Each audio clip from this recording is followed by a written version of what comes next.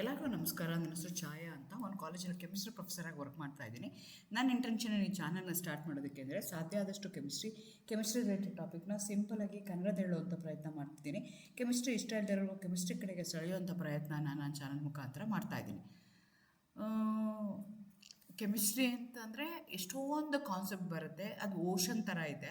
So ಎಲ್ಲನೂ ತಿಳ್ಕೊಳ್ಳೋಕೆ ಸಾಧ್ಯ ಆದಷ್ಟು ಬೇಸಿಕ್ಸ್ ಏನಿದೆಯಲ್ಲ ಅದು ಗೊತ್ತಾಗಲಿ ಅಂತ ಕೆಮಿಸ್ಟ್ರಿ ಇನ್ ಆ್ಯಕ್ಷನ್ ಅಂತ ಒಂದು ಸೀರೀಸ್ ಸ್ಟಾರ್ಟ್ ಮಾಡಿದ್ದೀನಿ. ಆ ಸೀರೀಸಲ್ಲಿ ನಾನಿವತ್ತು 4ನೇ ವಿಡಿಯೋ ಅಪ್ಲೋಡ್ ಮಾಡ್ತಾ ಇರೋವಂಥದ್ದು. ಇವತ್ತಿನ ವಿಡಿಯೋದಲ್ಲಿ ಅಟಾಮಿಕ್ ಮಾಡೆಲ್ಸ್, ನಮಗೆ ಈಗ ಆ್ಯಟಮ್ದು ನಮಗೆ ಕಾನ್ಸೆಪ್ಟು ಈಗ ಚೆನ್ನಾಗಿ ಅರ್ಥ ಆಗಿದೆ because of the quantum mechanics. ಅದು ಬರೋಕ್ಕಿಂತ ಮುಂಚೆ ಹೇಗೆ ಎವಲ್ಯೂಷನ್ ಆಫ್ ಅಟಾಮಿಕ್ ಮಾಡೆಲ್ಸ್ ಆಯಿತು, how we start understanding the atom is very tiny smallest particle of N element.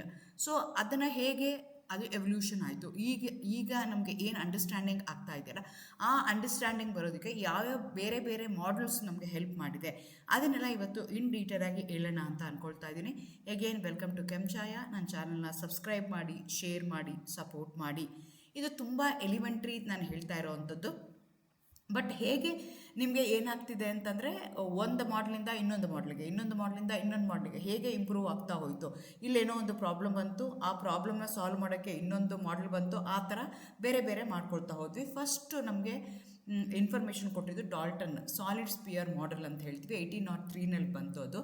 ಆಮೇಲೆ ಥಾಮ್ಸನ್ ಪ್ಲಾಮ್ ಪುಡ್ಡಿಂಗ್ ಮಾಡೆಲ್ ಅಂತ ಕರಿತೀವಿ, 1904ಅಲ್ಲಿ ಬಂತು. ಆಮೇಲೆ ರೂದರ್ಫೋರ್ಡ್ ನ್ಯೂಕ್ಲಿಯರ್ ಮಾಡೆಲ್ ಬಂತು 1911ಗೆ.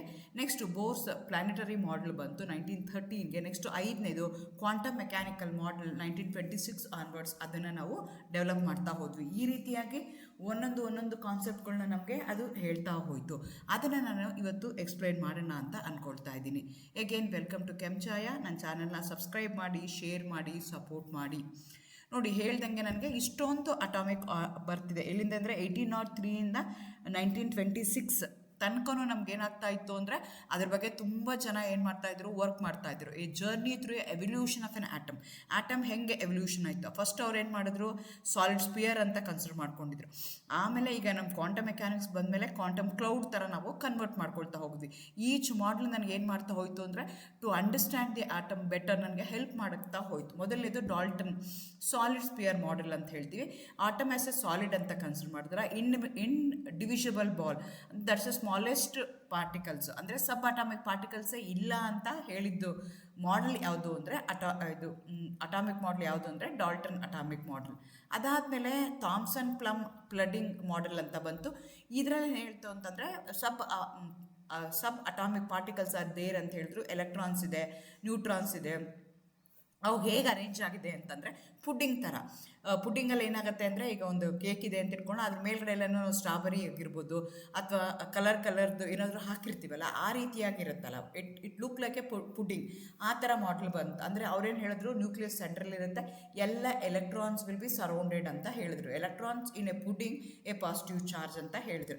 ಈ ಎಲೆಕ್ಟ್ರಾನ್ಸ್ ಎಲ್ಲ ನೆಗೆಟಿವ್ಲಿ ಚಾರ್ಜ್ ಇರುತ್ತೆ, ಪಾಸಿಟಿವ್ಲಿ ಚಾರ್ಜ್ ಅಟ್ರಾಕ್ಷನ್ ಒಳಗಡೆ ಅವು ಇರ್ತವೆ ಅಂತ ಹೇಳ್ತು ಥಾಮ್ಸನ್ ಮಾಡೆಲ್. ನೆಕ್ಸ್ಟು ಅದಾದಮೇಲೆ ಏನಾಯಿತು, ರೂದರ್ಫೋರ್ಡ್ ನ್ಯೂಕ್ಲಿಯರ್ ಮಾಡೆಲ್ ಬಂತು. Dense nucleus with orbiting electrons. ಈ electrons they are not stable, they keep on moving. So orbital ಅನ್ನೋ ಕಾನ್ಸೆಪ್ಟ್ ಬಂದಿದ್ದು ರೂದರ್ಫೋರ್ಡ್ ಮಾಡೆಲಿಂದ. ಅದಾದಮೇಲೆ ಬೋರ್ ಮಾಡೆಲ್ ಬಂತು. ಬೋರ್ ಮಾಡೆಲು ಸಾಧ್ಯ ಆದಷ್ಟು ನಮಗೆ ಮೋರ್ ಇನ್ಫಾರ್ಮೇಷನ್ನ ಕೊಡೋದಕ್ಕೆ ಟ್ರೈ ಮಾಡ್ತು. Electrons are in a fixed orbital around the nucleus. Actually Bohr nuclear model ಏನಾಗುತ್ತೆ ಅಂದರೆ, ಈಗ ರೊಟೇಟ್ ಆಗ್ತಾ ಇರುತ್ತೆ ಆರ್ಬಿಟಲ್ಲಿ. After some time the energy of the electrons will collapse.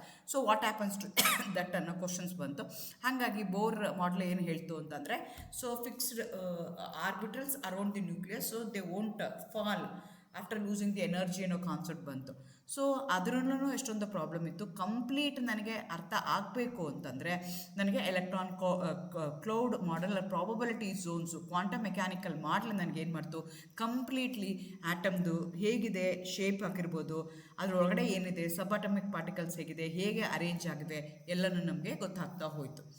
So Dalton solid sphere model, atom as a solid indivisible ball, no internal ಸ್ಟ್ರಕ್ಚರೇ ಇಲ್ಲ, solid ಆಗಿದೆ, ಸಬ್ atomic ಪಾರ್ಟಿಕಲ್ಸೇ ಇಲ್ಲ, ನ್ಯೂಟ್ರಾನ್ಸ್ ಇಲ್ಲ, ಎಲೆಕ್ಟ್ರಾನ್ಸ್ ಇಲ್ಲ, ಪ್ರೋಟಾನ್ಸ್ ಇಲ್ಲ, ಪ್ರೊಜೆಸ್ಟ್ರಾನ್ಸ್ ಅದು ಯಾವುದೂ ಇಲ್ಲ ಅಂತ ಅದು ಹೇಳ್ತು. ನೆಕ್ಸ್ಟು ಥಾಮ್ಸನ್ ಪುಡ್ಡಿಂಗ್ ಮಾಡಲಲ್ಲಿ ಏನಾಯಿತು, electrons R embedded in a pudding of A positive charge. First idea of sub atomic particles ಇದೆ ಅಂತ ಹೇಳಿದ್ದೇನೆ ಥಾಮ್ಸನ್ ಮಾಡಲ್. ನೆಕ್ಸ್ಟ್ ಅದಾದಮೇಲೆ ರೂದರ್ಫೋರ್ಡ್ ನ್ಯೂಕ್ಲಿಯರ್ ಮಾಡಲ್ ಬಂತು. ಇವರೇನು ಹೇಳಿದ್ರು ಅಂದರೆ dense positively charge nucleus at the centre, electrons orbit around it, based on gold foil experiment ಅವ್ನು ಮಾಡ್ದ. ಆ ಎಕ್ಸ್ಪೆರಿಮೆಂಟ್ ಬೇಸ್ ಮೇಲೆ ಅವನು ಹೇಳೋದಕ್ಕೆ ಟ್ರೈ ಮಾಡ್ದ. ನೆಕ್ಸ್ಟು ಬೋರ್ ಪ್ಲಾನೆಟರಿ ಮಾಡಲ್ ಬಂತು. Electrons in a fixed circular ಆರ್ಬಿಟರಲ್ಲಿ ಮೂವ್ ಆಗ್ತಾ ಇರುತ್ತೆ, ಅದನ್ನು ಅವ್ರು ಎನರ್ಜಿ ಲೆವೆಲ್ಸ್ ಅಂತ ಕರೆದ್ರು, SPDF ಅಂತ ಹೇಳಿದ್ರು. ಕ್ವಾಂಟಮ್ ನಂಬರ್ಸ್ನ ಹೆಲ್ಪ್ನ ತೊಗೊಂಡ್ರು ಅವರು. ಅದಾದಮೇಲೆ ಹೈಡ್ರೋಜನ್ ಸ್ಪೆಕ್ಟ್ರಲ್ ಲೈನ್ಸ್ ಎಕ್ಸ್ಪ್ಲೈನ್ ಮಾಡೋದಕ್ಕೂ ನಾವು ಬೋರ್ ಮಾಡಲ್ನ ತೊಗೊಂಡ್ವಿ. ನೆಕ್ಸ್ಟ್ ಕ್ವಾಂಟಮ್ ಮೆಕ್ಯಾನಿಕಲ್ ಮಾಡಲ್ ಏನು ಹೇಳ್ತಂದ್ರೆ electrons exist in a probability zone, the electron cloud. So ತಿಕ್ಕಾಗಿ ನಮಗೆ ಸ್ಪೆಸಿಫಿಕ್ ಆಗಿ ಸಾಲಿಡ್ ಆಗಿ ಹೀಗೆ ಇದೇ ಡೈರೆಕ್ಷನಲ್ಲಿ ಅಂತ ಹೇಳೋಕ್ಕಾಗಲ್ಲ. Probability of finding the electron in that particular zone.